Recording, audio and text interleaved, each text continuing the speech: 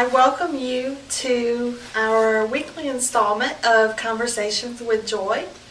We have this week Shannon Kidwell, who is also known as Fit Piglet. She will talk about her Fit Piglet revolution.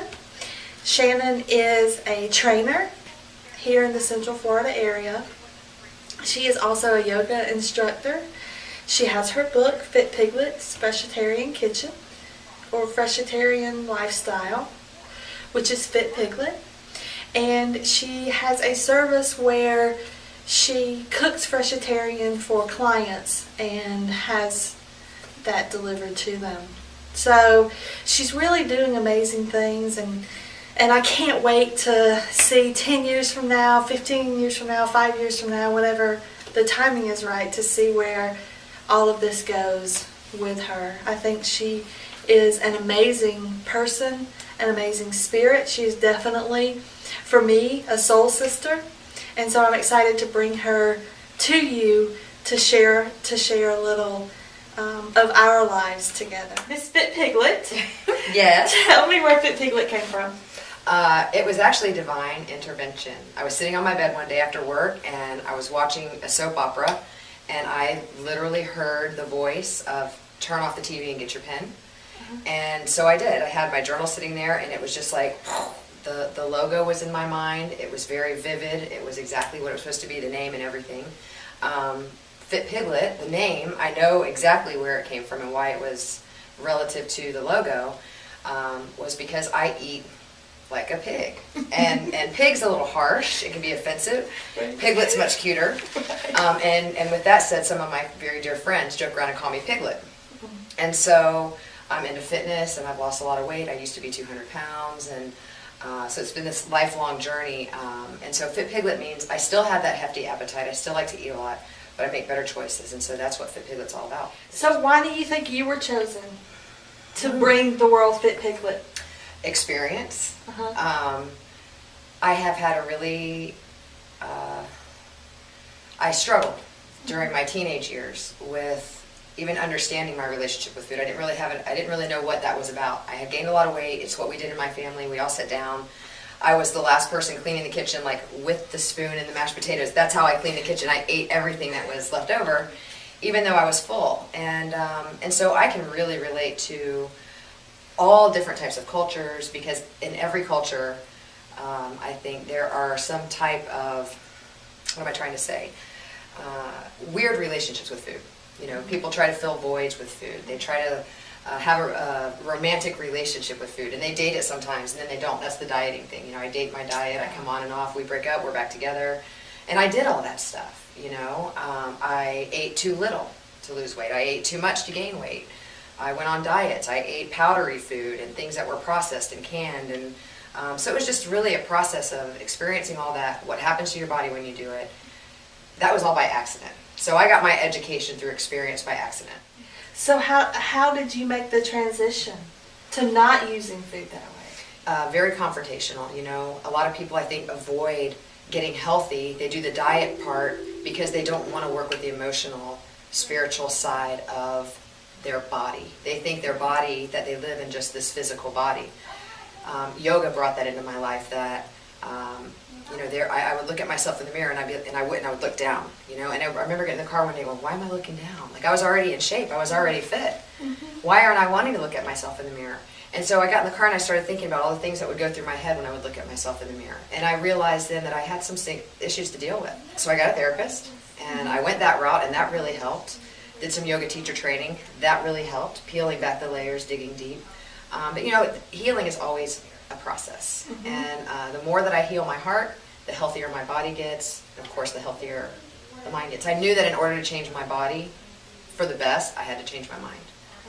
And so how do you help people with the whole package? You know, it's interesting because now there are two ways that I help people. One is through the internet, you know, and through social media and blogging and things like that. So there are people that I help that I don't know, and I don't even know that I'm helping them.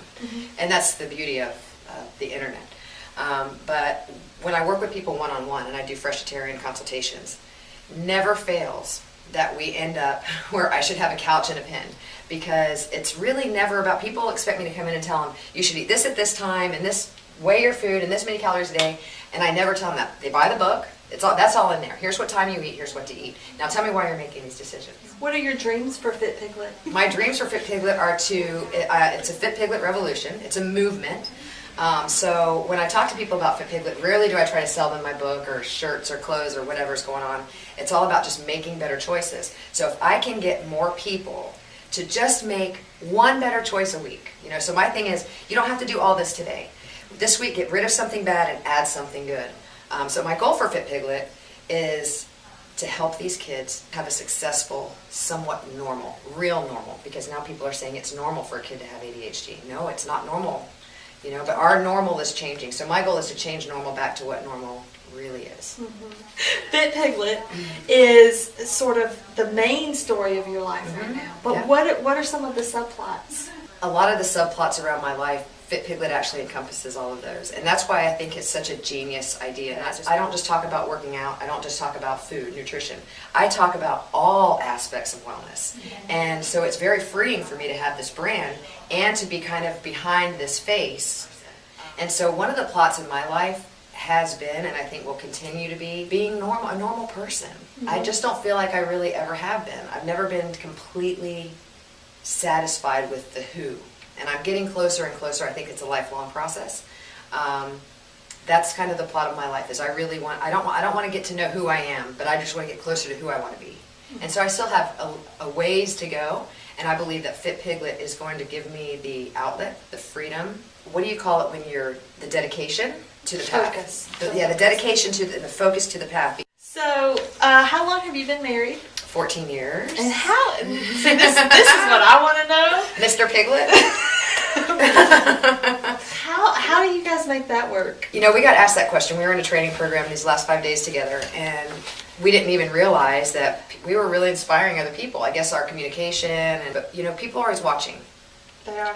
Even when you think that they're not looking, because we didn't know they were watching. At the end of the training, they're like, man, you guys really inspire us. Your communication, you seem so close, like such great friends, such a great support system. There have been many times in our marriage that we could have made choices that would have driven us apart. Matter of fact, I believe that we did make some choices with some life changes that most couples would not have made it through. Mm-hmm. But I think ultimately what has kept Richie and I so tight and solid is our friendship. And so at the beginning, I've always been very independent. My mom taught me to always be able to take care of myself, which I'm so grateful for that. But he would say things to me like, I wish you were more dependent on me. I wish you would let me do things for you. And I would say to him, I don't want you for your money. I don't want you because you do things for me. I don't need you in my life. I want you in my life. And for years and years and years, it would drive him crazy.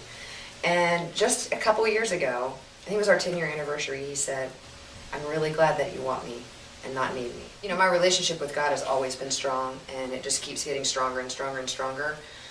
But I think that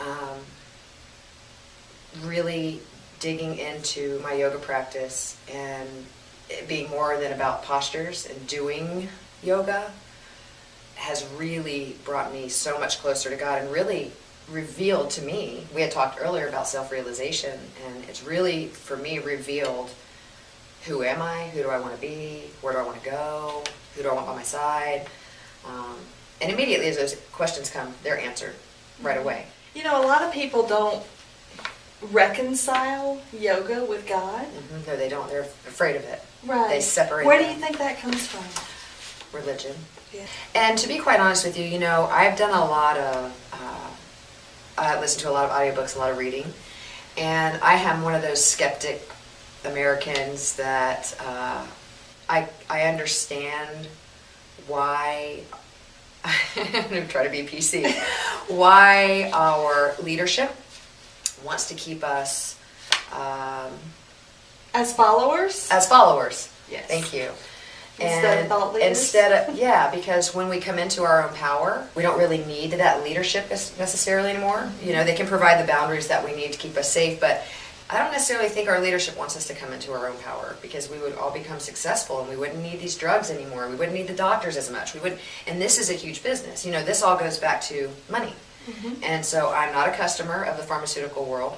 now. There's a time and place for medicine. I don't disagree with that. I think it's extremely abused and overused.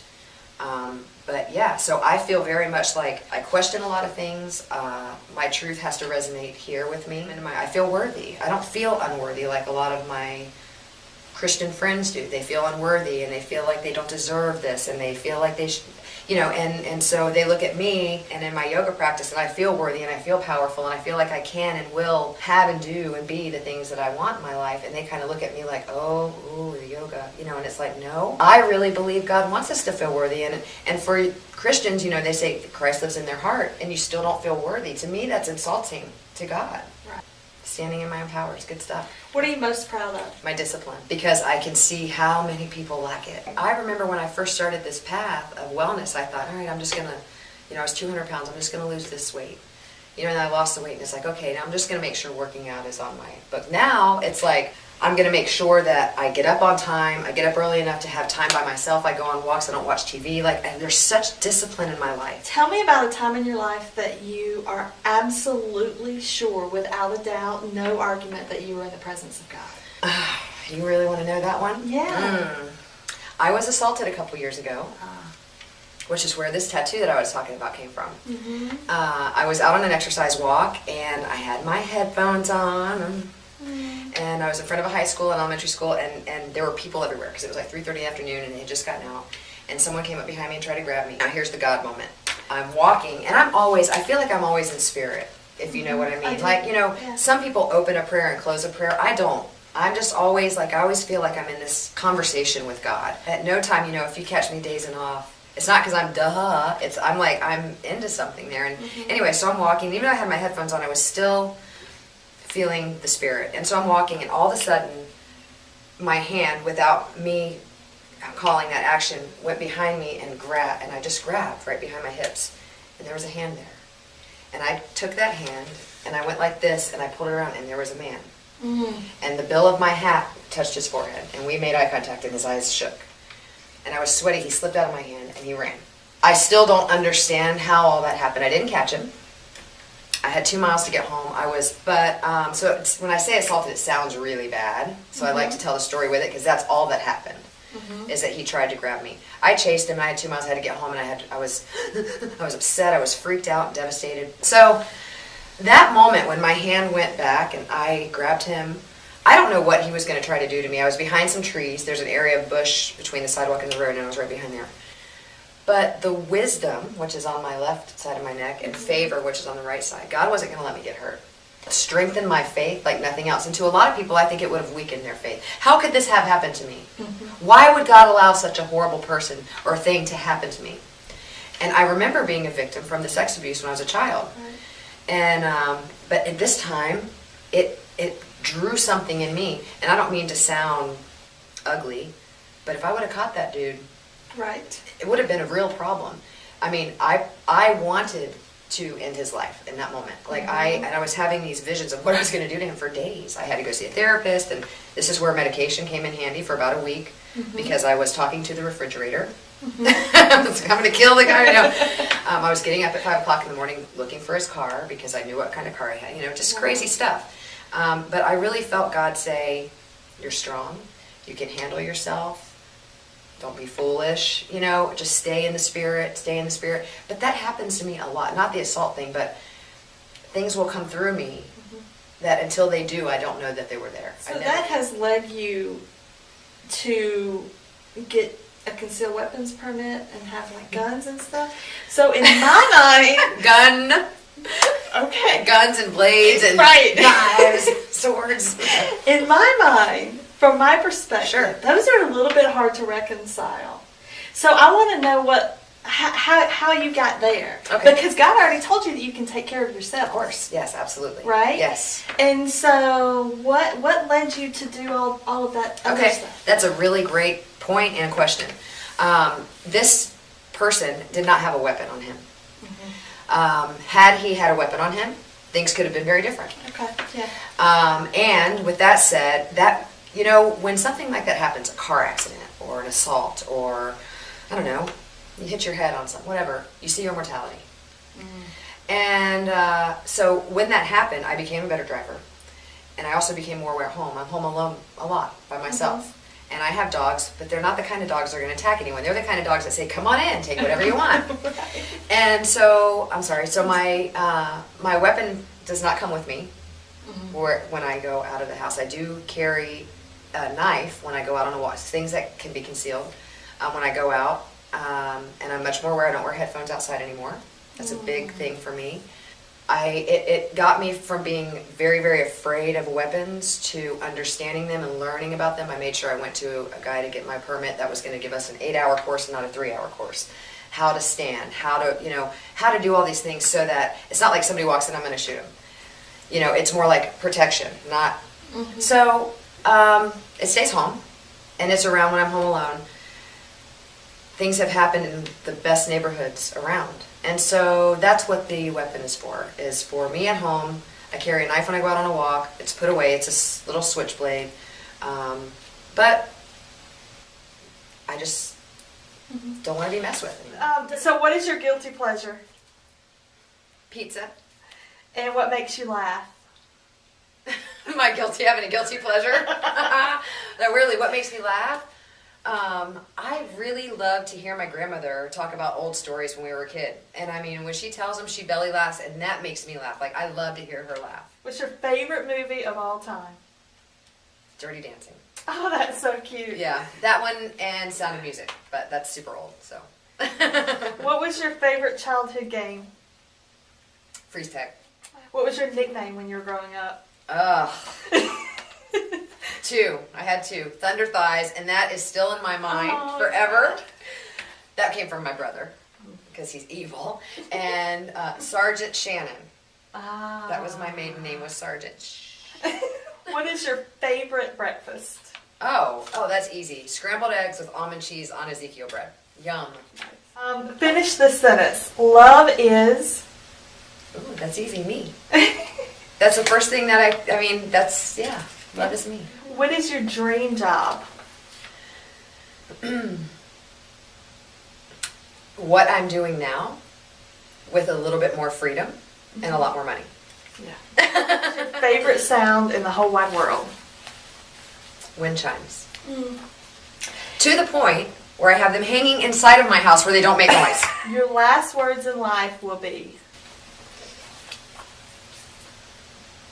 I just said it to myself. It's breathe. Even if it's my last one. I feel like when you breathe, you mindfully breathe. Because we mindlessly breathe all day long. But when you sit there and you, for that moment, just, even your last one, you're just taking it all in. And, yeah, breathe. And as I sat down and spoke with Shannon, I realized, I think, for the first time, just how much of an influence she has had on my life. Obviously I have her book. She has been a friend and a mentor to me for at least 8, maybe 9 years. But as I hear her talk about her ideas and her movement, it just makes me so grateful that I have had her in my life. She has changed the way, or helped me change the way that I look at food, look at the world, to help me understand my relationship with food. We very much have a similar history, and she, I think in many ways, has been brought to me as someone who walks a few steps ahead of me to show me where I am going and to be a leader for me in that way. She has absolutely helped me and been a godsend for dealing with some of the issues that my oldest son has, with attention issues, what people like to label as ADD or ADHD or whatever, and help me change his food and change the way we eat as a family to make us all healthier, better people.